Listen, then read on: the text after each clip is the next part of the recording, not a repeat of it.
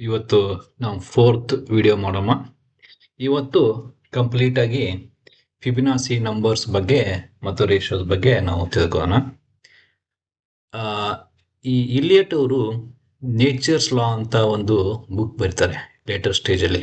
Okay, ಅದರಲ್ಲಿ ಅವ್ರು ಏನು ಹೇಳ್ತಾರೆ ಅಂತಂದರೆ, ಈ Fibonacci sequence provides the mathematical basis for wave count ಅಂತ ಹೇಳ್ತಾರೆ.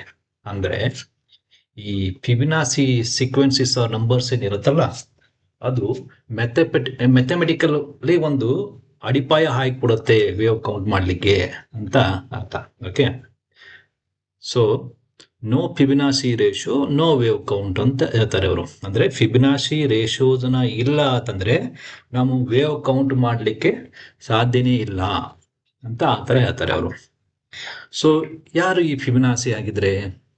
ಸೊ ಫಿಬಿನಾಸಿ ಅವ್ರ ಪೂರ್ಣ ಹೆಸರು ಲಿಯೋನಾರ್ಡೋ ಫಿಬಿನಾಸಿ ಅಂತ. ಇವರೊಬ್ಬರು ಗ್ರೇಟ್ ಮ್ಯಾಥಮೆಟಿಷಿಯನ್ಸು. ಓಕೆ, ಇಟಲಿಯಲ್ಲಿ 13th ಸೆಂಚುರಿಯಲ್ಲಿ ಇವರಿದ್ರು. ಇವ್ರ ಫಾದರ್ ಒಬ್ಬರು ಕಸ್ಟಮ್ ಆಫೀಸರ್ ಆಗಿರ್ತಾರೆ. ಕಸ್ಟಮ್ ಆಫೀಸರ್ ಅಂತಂದರೆ ಈ ದೇಶದ ನಡುವೆ ಏನು ಎಕ್ಸ್ಪೋರ್ಟ್ ಇಂಪೋರ್ಟ್ ಆಗುತ್ತಲ್ಲ, ಆ ಡಿಪಾರ್ಟ್ಮೆಂಟಲ್ಲಿ ಅವರು ಆಗಿನ ಕಾಲದಲ್ಲಿ ಇಟಲಿಯಲ್ಲಿದ್ದರು, ಅಂದರೆ ಯುರೋಪಿಯನ್ ಕಂಟ್ರೀಸಲ್ಲಿ ಇದ್ದರು. ಆವಾಗ ಅವರು ಬಿಸ್ನೆಸ್ ಮಾಡೋದಕ್ಕೋಸ್ಕರ ಅಬ್ಯಾಕಸ್ ಅಂತ, ನಾವು ಈಗ ಚಿಕ್ಕ ಮಕ್ಕಳು ಯಾವುದೇ ಒಂದು ದೊಡ್ಡ ನಂಬರು ಮಲ್ಟಿಪ್ಲೈ ಇಂದ ಆ ನಂಬರಿಂದ ಈ ನಂಬರಿಗೆ ಮಲ್ಟಿಪ್ಲೈ ಮಾಡಂತ ಹೇಳಿದಾಗ ಈ ಫಿಂಗರ್ ಟಿಪ್ಸ್ನ ಮೇಲೆ ಮಾಡ್ತಾರಲ್ವ, ಫಿಂಗರ್ಸ್ನ ಕೌಂಟ್ ಮಾಡ್ಕೊಂಡು ಹೇಳ್ತಾರಲ್ವ, ಅದು ಆ ಅಬ್ಯಾಕಸ್ಸು 13th ಸೆಂಚುರಿಲಿನೇ ಯುರೋಪಿಯನ್ ಅವರು ಆ್ಯಸ್ ಎ ಕ್ಯಾಲ್ಕುಲೇಟರ್ ಆಗಿ ಯೂಸ್ ಮಾಡ್ತಿದ್ರು. ಅದೇ ಅವ್ರಿಗೆ ಮೇನ್ ಕ್ಯಾಲ್ಕುಲೇಟರ್ ಆಗಿತ್ತು ಲೆಕ್ಕ ಮಾಡಲಿಕ್ಕೆ. ಸೊ ಫಾದರ್ ಇವರೆಲ್ಲ ಆ ಥರ ಇರೋದ್ರಿಂದ ಇವರು ಅವ್ರ ಆಫೀಸಿಗೆ ಹೋಗೋದು ಬರೋದು ಮಾಡ್ತಾ ಇದ್ರು. ಸೊ ಈ ಥರ ಎನ್ವೈರನ್ಮೆಂಟ್ ಒಂದು ಇದ್ದಾಗ ನ್ಯಾಚುರಲಿನೇ ಏನಾಗುತ್ತೆ, ಈ ಮ್ಯಾಥಮೆಟಿಕಲ್ ಫೀಲ್ಡಲ್ಲಿ ಏನಾದರೂ ಒಂದು ಹೊಸದು ರಿಸರ್ಚ್ ಮಾಡೋಣ ಅಂತ ಒಂದು ಮೈಂಡಲ್ಲಿ ಇದ್ಬಿಡುತ್ತೆ. ಸೊ ಅದು ಸರೌಂಡಿಂಗೇ ಆ ಥರ ಇರುತ್ತೆ. ಸೊ ಅವರಿಗೆ ಮ್ಯಾಥಮೆಟಿಕ್ಸಲ್ಲಿ ತುಂಬ ಸ್ವಲ್ಪ ಇಂಟ್ರೆಸ್ಟ್ ಬರ್ತಾ ಹೋಯಿತು. ಓಕೆ, ಸೊ ಆವಾಗ ಅವರು ಒಂದು ಏನು ಎಕ್ಸ್ಪೆರಿಮೆಂಟ್ ಮಾಡ್ತಾರೆ ಅಂತಂದರೆ, ಅವರು ಒಂದು ಜೊತೆ ಮೊಲ ಇರುತ್ತಲ್ಲ, ರ್ಯಾಬಿಟ್ಟು, ಆ ರ್ಯಾಬಿಟ್ ಪೇರ್ನ ಒಂದು ತಗೊಂಡು ಒಂದು ದೊಡ್ಡ ಕೇಜ್ ಇರುತ್ತೆ, ಆ ಕೇಜಲ್ಲಿ ಬಿಟ್ಬಿಡ್ತಾರೆ ಅವರು ಅದನ್ನು. ಓಕೆ, ಅವಾಗ ಏನಾಗುತ್ತೆ,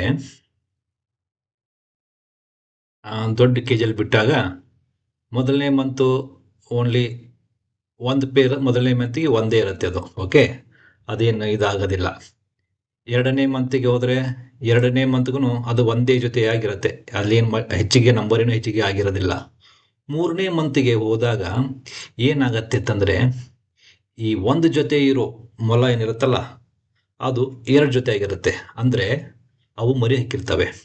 ಸೊ ಎವ್ರಿ 3rd ಮಂತಿಗೆ ಆ ಮೊಲಗದ ರೀಪ್ರೊಡಕ್ಷನ್ ಕೆಪಾಸಿಟಿಗೆ ಬಂದುಬಿಡ್ತವೆ ಅವು. ಓಕೆ, ಸೊ ಅಲ್ಲಿ ಎರಡು ಜೊತೆ ಆಗಿರೋ ಒಂದು ಜೊತೆ ಅಂದರೆ ಎರಡು ಮೊಲ, ಒಂದು ಜೊತೆ ಆಗಿರೋ ಮೊಲ ಇಲ್ಲಿ ಎರಡು ಜೊತೆ ಆಗಿರುತ್ತೆ, ಅಂದರೆ ಇನ್ನೂ ಒಂದು ಜೊತೆಗೆ ಅದು ಜನ್ಮ ಕೊಟ್ಟಿರುತ್ತೆ. ಸೊ 4th ಮಂತಲ್ಲಿ ಹೋಗ್ತಾರೆ, ಕೌಂಟ್ ಮಾಡ್ತಾರೆ. ಅವಾಗೆ ಈ ಎರಡು ಜೊತೆ ಆಗಿರೋ ಮೊಲನ ಮತ್ತೆ 3 ಜೊತೆಗಿರ್ತವೆ, ಅಂದರೆ ಮರಿ ಹಾಕಿದ್ದು ಏನಿತ್ತಲ್ವ ಅಲ್ಲಾದ್ಮೇಲೆ ಮತ್ತೆ ನೆಕ್ಸ್ಟ್ ಮಂತ್ ಮತ್ತೊಂದು ಜೊತೆ ಮರಿ ಹಾಕಿಬಿಡ್ತವೆ ಅವು.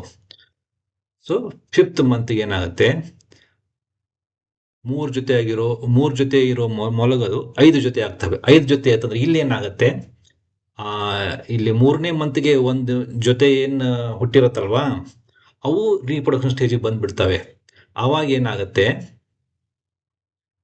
ಇಲ್ಲಿ ಮತ್ತೆ ಅವು ಒಂದು ಜೊತೆ ಕೊಡ್ತಾರಲ್ವ, ಅದಕ್ಕೆ ಇಲ್ಲಿ 2 ಪೇರ್ ಎಕ್ಸ್ಟ್ರಾ ಬಂದ್ಬಿಡುತ್ತೆ. ಓಕೆ, ಸೊ ಹಾಗೆ 6 ಮಂತ್ಗೆ ಹೋಗ್ತಾರೆ, ಇಲ್ಲಿ 6 ಮಂತ್ಗೆ 8 ಪೇರ್ ಆಫ್ ರ್ಯಾಬಿಟ್ಸ್ ಆಗ್ತವೆ. ಇಲ್ಲಿ 7th ಮಂತ್ಗೆ ಏನು ಮಾಡ್ತವೆ, ಈ ಎರಡನೇ ಪೇರ್ಗೇನು ಹುಟ್ಟಿರುತ್ತಲ್ಲ, ಮಗು ಎರಡು ಜೊತೆ ಹುಟ್ಟಿರುತ್ತಲ್ಲ, ಅವು ಮತ್ತೆ ರೀಪ್ರೊಡಕ್ಷನ್ ಸ್ಟೇಜಿಗೆ ಬಂದ್ಬಿಡ್ತವೆ. ಸೊ ಹಾಗೆ ಲೇಟರ್ ಆಗಿ ಹುಟ್ಟಿರೋ ಮೊಲಗಳು ಕೂಡ ರೀಪ್ರೊಡಕ್ಷನ್ ಸ್ಟಾರ್ಟ್ ಮಾಡ್ಕೊಂಡ್ಬಿಡ್ತವೆ ಆ ಟೈಮಲ್ಲಿ. ಸೊ 7th ಮಂತ್ಗೆ 13 ಪೇರ್ ಇರ್ತದೆ, 8th ಮಂತ್ಗೆ 21 ಪೇರು, 9th ಮಂತಿಗೆ 34 ಪೇರು, 10th ಮಂತಿಗೆ 55 ಪೇರ್ ಮೊಲಗಳಾಗ್ತವೆ, 11th ಮಂತಿಗೆ 89, ಆಮೇಲೆ ವರ್ಷದ ನಂತರ ಕೌಂಟ್ ಮಾಡಿದ್ರೆ 144 ಜೊತೆ ಮೊಲಗಳು ಅವರು ಅಲ್ಲಿ ಕೌಂಟ್ ಮಾಡ್ತಾರೆ. ಸೊ ಇದೆಲ್ಲಾನು ಅವರು ಎವ್ರಿ ಮಂತ್ ಡಾಟಾನ ಬುಕ್ಕಲ್ಲಿ ರೆಕಾರ್ಡ್ ಮಾಡ್ತಾರೆ. ಓಕೆ, ಸೊ ರೆಕಾರ್ಡ್ ಆದ ತಕ್ಷಣ ಈ ಡಾಟಾನ ಅವರು ಅನಲೈಸ್ ಮಾಡ್ಕೊಳ್ಳೋಕ್ಕೆ ಸ್ಟಾರ್ಟ್ ಮಾಡ್ತಾರೆ. ಓಕೆನಾ? ಸೊ ಇಲ್ಲಿ ನೋಡಿ ಈಗ, ಸೊ ನಾನು ಇದೇ ನಂಬರ್ ಏನಿರುತ್ತಲ್ಲ, ಸೊ ಅದನ್ನ ಇಲ್ಲಿ ನೋಟ್ ಡೌನ್ ಮಾಡ್ಕೊಂಡಿದ್ದೀನಿ. Okay, so first zero month ಅಂದ್ರೆ ಅಲ್ಲೇನು ಯಾವ ಜೊತೆನೂ ಇರಲ್ಲ, ಏನೂ ಇರಲ್ಲ. ಸೊ ಜೀರೋದಿಂದ ಸ್ಟಾರ್ಟ್ ಮಾಡಮ್ಮ. ಆಮೇಲೆ 1 2 3 5 8 13 21 34 55 89 144. ಸೊ ನಾನು ಇದೇ ಡಾಟಾ ಇಲ್ಲಿ ಬರೆದಿದ್ದೀನಿ. ಓಕೆನಾ? ಹಾಂ, ಸೊ ಈಗ ಈ ನಂಬರಲ್ಲಿ ಅವ್ರು ಏನೇನು ಅಬ್ಸರ್ವ್ ಮಾಡ್ತಾರೆ ನೋಡಿ. ಈಗ ಸೊ ಇದು 0 + 1, ಇದನ್ನ ಪ್ಲಸ್ ಮಾಡಿದ್ರೆ ಏನಾಗುತ್ತೆ, 1 ಬರುತ್ತೆ. ಓಕೆನಾ? ಅದೇ ಥರ 1 + 1 ಮಾಡಿದರೆ 2 ಬರುತ್ತೆ. ಓಕೆ, 1 + 2 ಮಾಡಿದರೆ 3 ಬರುತ್ತೆ. ನೆಕ್ಸ್ಟ್ ನಂಬರ್ ಬರ್ತಾ ಹೋಗುತ್ತೆ ಅದೇ ಥರ. ಓಕೆ, ಸೊ 2 + 5 ಮಾಡಿದ್ರೆ ನೆಕ್ಸ್ಟ್ ನಂಬರ್ ಬರುತ್ತೆ, 5 ನಂಬರ್ ಬರ್ತಾ ಇರುತ್ತೆ. ಸೊ 3 + 5 ಮಾಡಿದರೆ 8 ನಂಬರ್ ಬರುತ್ತೆ, ನೆಕ್ಸ್ಟ್ ನಂಬರ್ ಬರ್ತಾ ಇರುತ್ತೆ. ಸೊ ಹೀಗೆ ಮಾಡ್ತಾ ಹೋದರೆ ನೋಡಿ, ನೀವು ಇದು 13 + 21 ಮಾಡಿ 34 ಬರುತ್ತೆ. ಸೊ 34 + 55 ಮಾಡಿ 89 ಬರುತ್ತೆ. ಸೊ ಇದೇ ತರ ಅದು ಕಂಟಿನ್ಯೂಸ್ ಇದೇ ನಂಬರ್ ಹೋಗ್ತಾ ಹೋಗುತ್ತೆ. ಸೊ ಇದನ್ನ ಒಂದು ಅವರು ಅಬ್ಸರ್ವ್ ಮಾಡ್ತಾರೆ. ಅಂದ್ರೆ ಪ್ರೀವಿಯಸ್ 2 ನಂಬರ್, ಕೊನೆಯದು ಹಿಂದ್ಗಡೆ ಇರೋ 2 ನಂಬರ್ನ ನಾವು ಕೌಂಟ್ ಪ್ಲಸ್ ಮಾಡಿದ್ರೆ ನೆಕ್ಸ್ಟ್ ಮುಂದೆ ಇರೋದು ಒಂದು ನಂಬರ್ ಬರುತ್ತೆ ಅನ್ನೋದನ್ನ ಒಂದು ಅವರು ಅಬ್ಸರ್ವ್ ಮಾಡ್ತಾರೆ. ಓಕೆ, ಸೊ ಇಲ್ಲಿ ಏನಾಗುತ್ತೆ, ಈಗ ಒಂದು ಎಕ್ಸಾಂಪಲ್, ಈಗ ಯಾವ್ದಾದ್ರು ಒಂದು ನಾವಿಲ್ಲಿ ನಂಬರ್ ತಗೊಮ್ಮ. ನಾನು ಇಲ್ಲಿ ಈ ನಂಬರ್ ತಗೊಂಡಿದ್ದೀನಿ ಕೌಂಟಿಂಗ್ ಮಾಡಲಿಕ್ಕೆ. ಸೊ ನೀವು ಯಾವ್ದು ಬೇಕಾದ್ರೂ ತಗೋಬಹುದು. ಸೊ ಅವಾಗ ಅವ್ರು ಏನು ಮಾಡ್ತಾರೆ, 34 ಹಿಂದ್ಗಡೆ ಇರೋ ನಂಬರ್ಗೆ, ಸ್ಮಾಲ್ ನಂಬರ್ಗೆ ನೆಕ್ಸ್ಟ್ ಲಾರ್ಜರ್ ನಂಬರ್ ಡಿವೈಡ್ ಮಾಡ್ತಾರೆ. ಅವಾಗೆ 0.618 ಬರುತ್ತೆ. ಓಕೆ, ನೀವು ರೇಷಿಯೋಸ್ ವೈಸ್ ಹೋದರೆ ಅದು 61.8 ಆಗುತ್ತೆ. ಮತ್ತೆ ನೀವು ಇಂಟು 100 ಮಾಡಿ ಅದಕ್ಕೆ 61.8% ಆಗುತ್ತೆ ಅದು. ಓಕೆ, ಸೊ ಈ 34 / 89 ಅಂದರೆ ಈ ಮಧ್ಯೆ ಇರೋ ಒಂದು ನಂಬರ್ನ ನೀವು ಮಧ್ಯೆ ಇರೋ ಒಂದು ನಂಬರ್ನ ಸ್ಕಿಪ್ ಮಾಡಿ. ಈಗ ಸೊ ಇದು ಮತ್ತಿದು 34 / 89 ಅವಾಗೆ 0.382 ಬರುತ್ತೆ. ಓಕೆ, ಅದೇ ಥರ ಈ 34ಗೆ ಮಧ್ಯ 2 ನಂಬರ್ನ ಸ್ಕಿಪ್ ಮಾಡಿ 144 ಮಾಡಿದ್ರೆ 0.236 ಬರುತ್ತೆ. ಪರ್ಸೆಂಟೇಜಲ್ಲಿ ಹೋದರೆ 23.6 ಹೋಗುತ್ತೆ. ಸೊ ನಾನು ಈ ನಂಬರ್ ತೊಗೊಂಡಿದ್ದೀನಿ. ಓಕೆನಾ? ಸೊ ನೀವು ಯಾವುದೇ ನಂಬರ್ ತೊಗೋಬೋದು. ಈಗ ಫಾರ್ ಎಕ್ಸಾಂಪಲ್ ಈಗ ಕ್ಯಾಲ್ಕುಲೇಟರ್ ಹೋದರೆ, ಸೊ ನಾನೀಗ ನೆಕ್ಸ್ಟ್ ಈಗ ನಾವು ಈ ನಂಬರ್ ತಗೋಣ. ಓಕೆನಾ? ಈ 3 ನಂಬರ್ ತಗೊಮ್ಮ. ಸೊ ಈಗ 89 / 144 ಮಾಡ್ತೀನಿ. ಸೊ 0.618 ಬಂತಾ?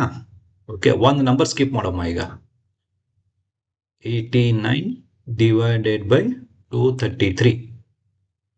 ಸೊ 0.38 ಬಂತಾ?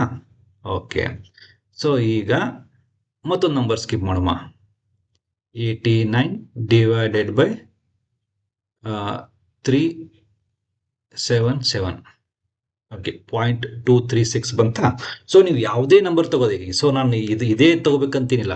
ಯಾವುದೇ 3 ನಂಬರ್ನ ತಗೊಂಡು ನೀವು 4 ನಂಬರ್ನ ತಗೊಂಡು ನೀವು ಈ ಥರ ಡಿವೈಡ್ ಮಾಡಿ, ಹಿಂದ್ಗಡೆ ಇರೋ ನಂಬರ್ಗೆ ಮುಂದ್ಗಡೆ ಇರೋ ನಂಬರ್ನ ನೀವು ಡಿವೈಡ್ ಮಾಡ್ತಾ ಹೋಗಿ. ಆಮೇಲೆ ಒಂದು ಮಧ್ಯದಿರೋ ಸ್ಕಿಪ್ ಮಾಡ್ಕೋಬೇಕು.